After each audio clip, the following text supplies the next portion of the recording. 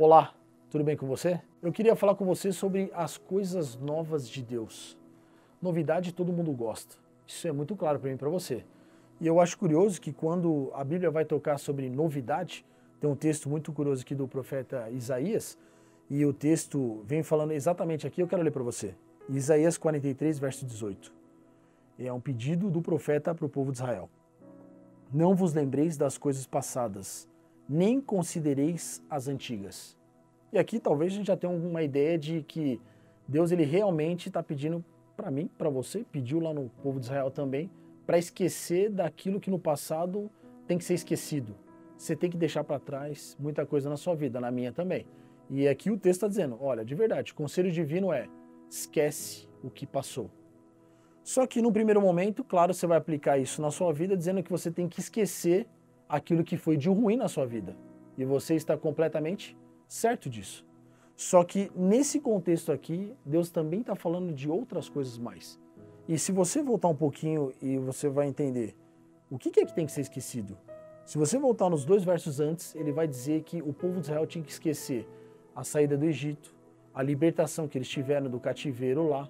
Eles tinham que esquecer que eles passaram por meio do mar e eles viram aquele lugar maravilhoso. Eles tinham que esquecer que Deus cuidou deles no deserto e eles tinham que se esquecer que Deus os levou para a terra prometida. Ou seja, são os pontos da imagem do texto antigo que vão falar das coisas maravilhosas que eles viveram.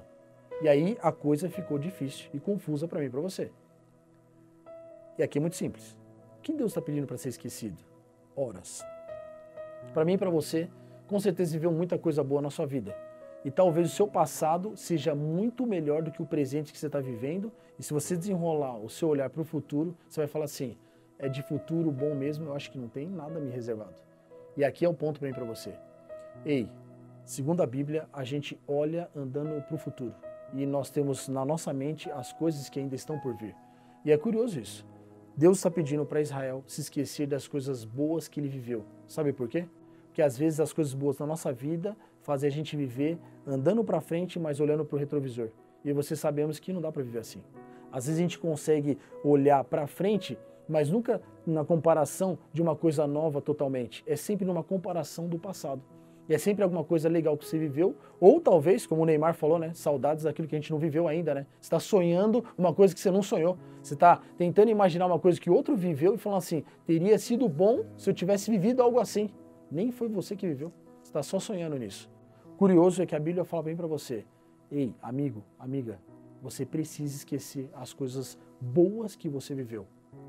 Tem um monte de gente vivendo presa a uma realidade e a uma verdade que você experimentou lá no passado. E que para mim, hoje, só coloca você numa situação. Você é alguém preso no passado. Num luxo, numa realidade que você viveu. Numa coisa maravilhosa que você viveu, mas que você acredita que você nunca mais vai poder viver. Eu vou dizer uma coisa para você. De verdade, não vai viver mais mesmo. Porque isso aí foi lá. Deus está propondo para mim e para você uma coisa nova. E esse é a continuação do texto. Verso 19 fala assim, eis que faço coisa nova. É o que Deus tem para você hoje. Se você topar, aceitar o convite de Deus de esquecer as coisas do passado, inclusive as boas, Deus ele pode superar a sua expectativa. Porque é assim que a Bíblia sempre coloca para nós. A ideia bíblica é que o melhor nunca foi o que você viveu e não é o que você vive hoje. O melhor sempre está por vir. O futuro é sempre melhor. E eu queria colocar isso no seu coração. Deus tem sempre o melhor para você. Eu gostaria que você confiasse que Deus vai fazer o melhor para você hoje, nesse dia. Você acredita nisso?